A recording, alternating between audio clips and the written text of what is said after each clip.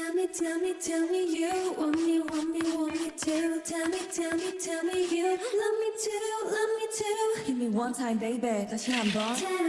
Tell me. Okay, 방금 건 알지만 또 한 번. Tell me. Yeah, 계속 말해줘. 그러게 듣고 싶어. 어쩜 이런 일이 꿈인가 싶어. 어머나 좋아서 어쩌나. 다시 한 번 말해봐. Baby. Tell me. Tell me.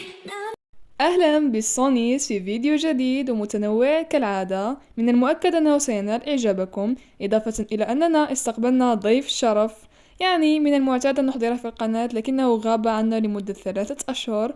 على الأغلب أن معظمكم قد تعرف على هذا الضيف بالفعل، إما من العنوان أو من الوصف، وستكون هنالك فقرة معينة معه في هذا الفيديو، فقرة طويلة ستعجبكم كثيرا. أتمنى لكم مشاهدة ممتعة. هنا أنا بصدد رسمة عشوائية كي أجرب فيها ستايل تلوين جديد، أرجو أن ينجح وأرجو أن يعجبكم أنتم كذلك. اخترت أن يكون ثيم الرسمة والفيديو كله باللون الأخضر، ما رأيكم؟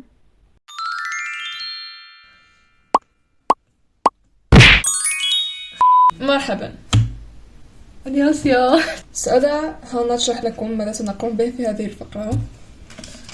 في هذه الجزئية سنقوم بعرض أو إجابة على الأسئلة التي طرحت على هانا والأسئلة التي طرحت على صيون والأسئلة أصلا المشتركة بينهما. الآن سنبدأ بالأسئلة المشتركة بيني وبينها.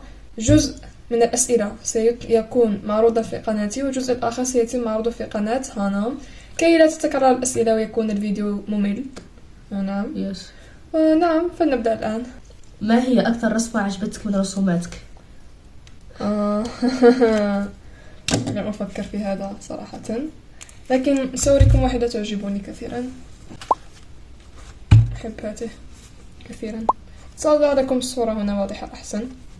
أحب هذه الرسمة. أنا سأريكم أكثر شخصية تحبها من الأنمي. من الأنمي قصدك أظن. أحب كابوتو من ناروتو. واو. أحبه كثيرا. كم كان عمرك لما بدأت الرسم؟ صغيرة جدا، لا أتذكر العمر، لكن جد صغيرة جدا، لكن ليست بجدية. بدأت ربما 4 سنوات أو أقل. أنا بدأت في عمر 3 سنوات. نعم، هذا ما أتذكر عليه، يعني بدأت أرسم شخص، يعني كشخص. ما هو أفضل صانعة محتوى لديك أو عندك؟ أحب الكثير. أحب غادي. هذه من ناحية الرسامين. نعم. ها. من ناحية الرسامين غادي وهيتاتشان. من ناحية اللاعبين يعني الجيمن بنداريتا بالطبع. القصص والغموض روها وضحى.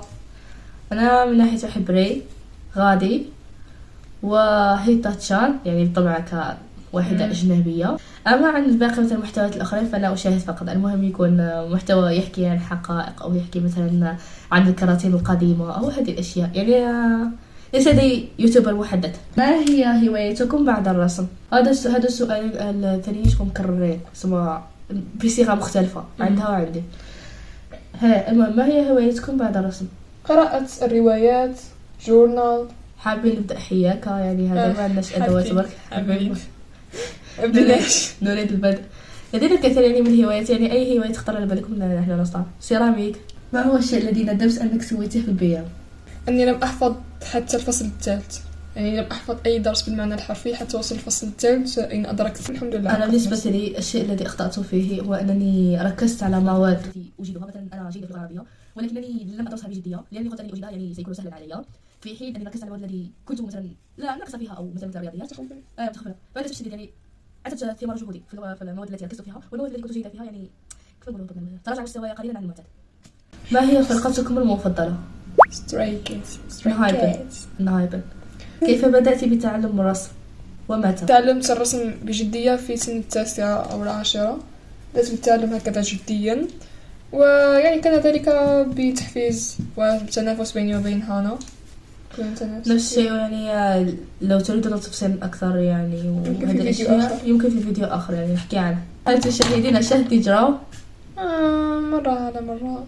إذا أنا حسب إذا كانت الفكرة يعني من النوع التي أحبها أو فكرة جديدة، إذا كانت هناك فكرة جديدة أو شيء. هانا، هل لديك باك أو عندك باك؟ لا، يعني العام القادم 2027 إن شاء الله. صيا، أو كتبت لك صايون.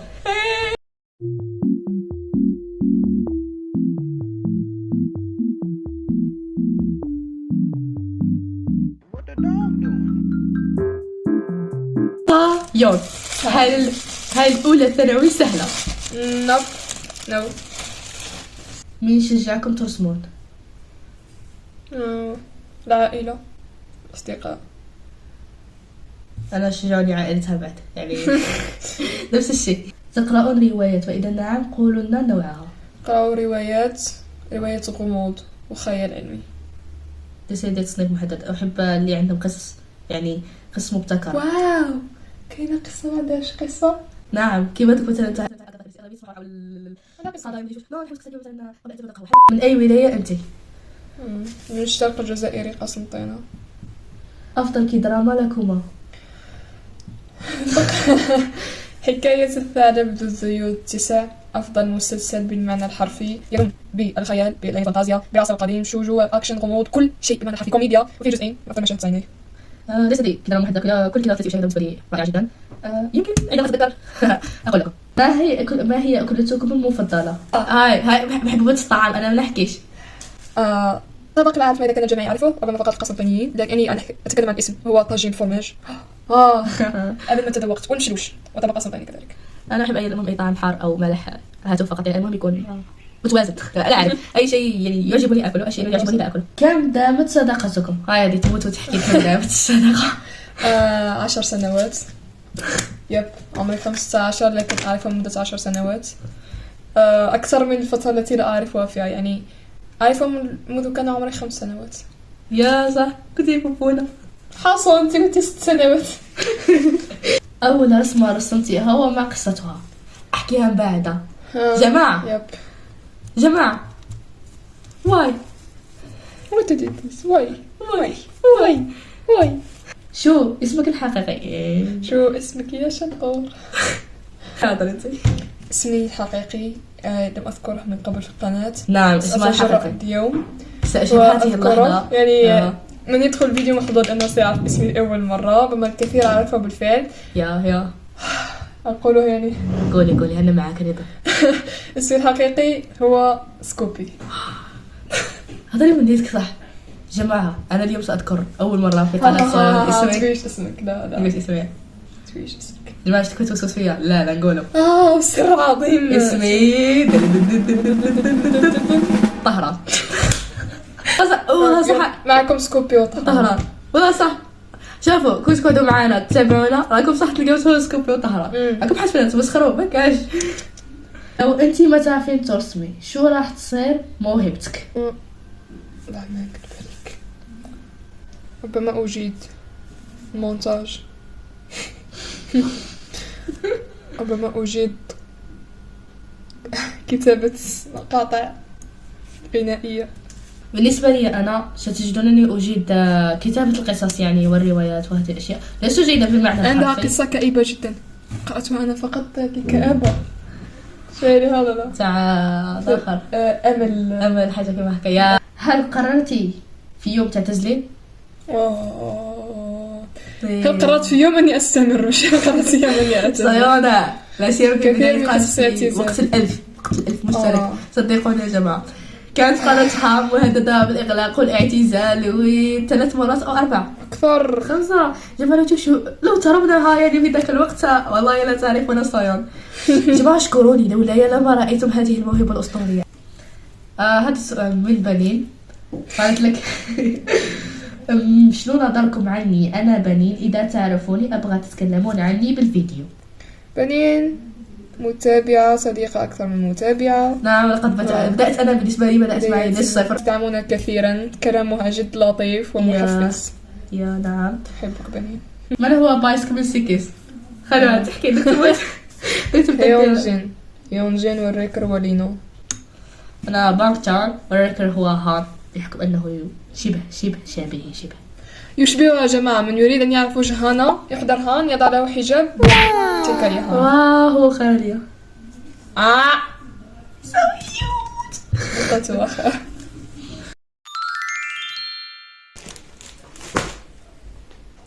سأقوم بافتتاحها معكم على السرير، تغيير أجواء وهكذا فقط. بداية أفضل شيء هو هذه العلبة صنعتها هي، قامت بطباعتها، أشياء واو. هذه كأنها علبة عشوائيات، كأنها علبة دمية، وهذه هي الأصناف الموجودة بالداخل. يمكن أن أحصل على هذه أو هذه أو هذه أو هذه أو هذه أو هذه. والآن فلنفتحها، مع أنني فتحتها بالفعل، لكن فلنفتحها معكم.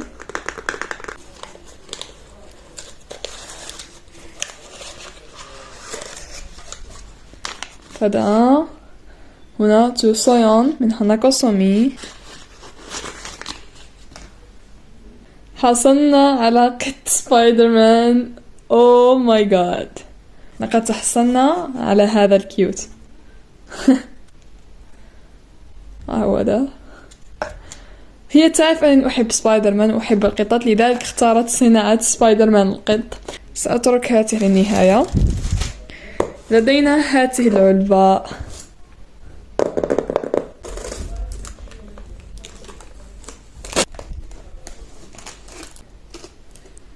فلنبدأ بهاته.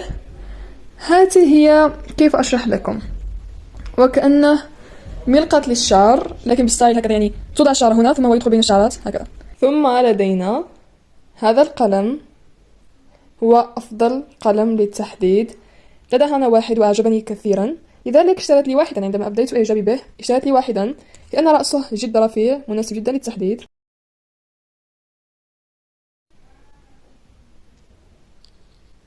أخيرا لدينا أفضل أشياء، ستيكرز. هاته وهاته وكرامي. ولدينا آخر شيء هاته، التي لم أكن أتوقعها على الإطلاق.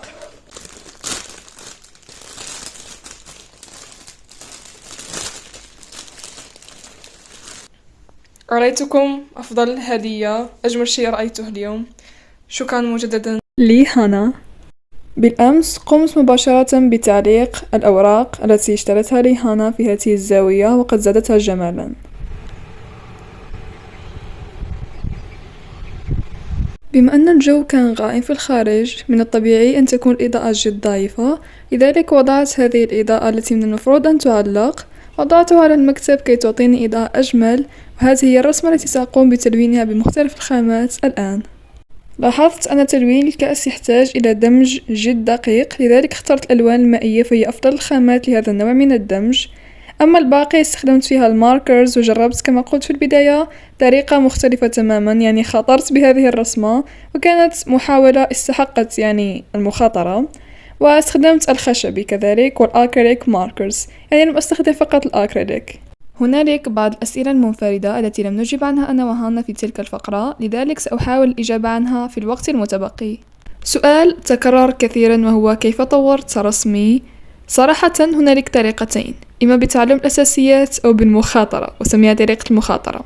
الأساسيات ستأخذ تركيز وجهد أكثر لكن وقت أقل، بينما طريقة المخاطرة هي أن تقلد قليلا لكن دون تعلم أساسيات، ستأخذ منك وقت طويل جدا، مثلما أخذت مني حوالي 5 سنوات أو أكثر. لكن الآن أنا لا أستخدم الأساسيات مطلقا للرسم، فقط أرسم مباشرة والنتيجة تكون حقا جيدة. هذا السؤال من شيزوكا، وهو الموقف الذي جعلنا أنا وهانا نعرف أننا لن نتفارق مطلقا. هنالك العديد من المواقف لكن أغلبها تتمحور على الشجار مع فتيات الحي، ثم نقف مع بعضنا البعض ونساند بعضنا ونكون نحن ضد الباقي حسنا. لذلك يعني كانت الرابطة بيننا جد قوية. يعني حقا ما جعل علاقتنا جد قوية هو الوفاء، يعني لم نخون بعضنا قط من قبل، فقط سندنا بعضنا، وفينا بعهودنا، كنا دائما مع بعضنا البعض، لم نتفارق مطلقا. أنهيت الطبقة الأساسية والآن سأعدل عليها بالخشبي، وهذه هي النتيجة. صراحة نال إعجابي تلوينها. ماذا عنكم؟ شكرا لكم على المشاهدة يا رفاقي، أراكم في الفيديو القادم، مع السلامة. Tell me, tell me, tell me.